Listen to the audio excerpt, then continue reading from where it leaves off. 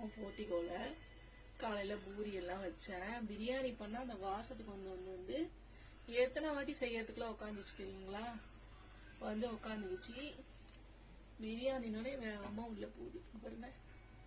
காலையில பூரி கேசரி எல்லாம் வச்சா அந்த பக்கம் எல்லாம் காலி பண்ணிடுச்சுங்க. இது ரெண்டு மட்டும் இல்ல, இதோட ஃப்ரெண்டு எல்லாம் உட்காந்து நீங்க சாப்பிட்டாங்க. கேசரி வடை எல்லாம் வச்சேன்.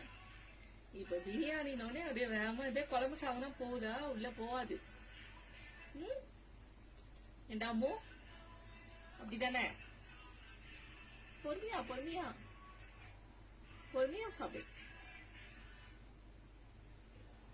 பட்டு. பொறுமையாடி தங்கம்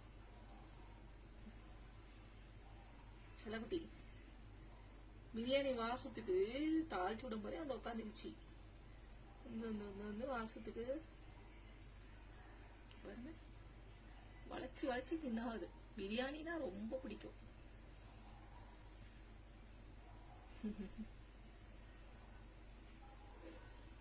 முக்குட்டி முக்குட்டி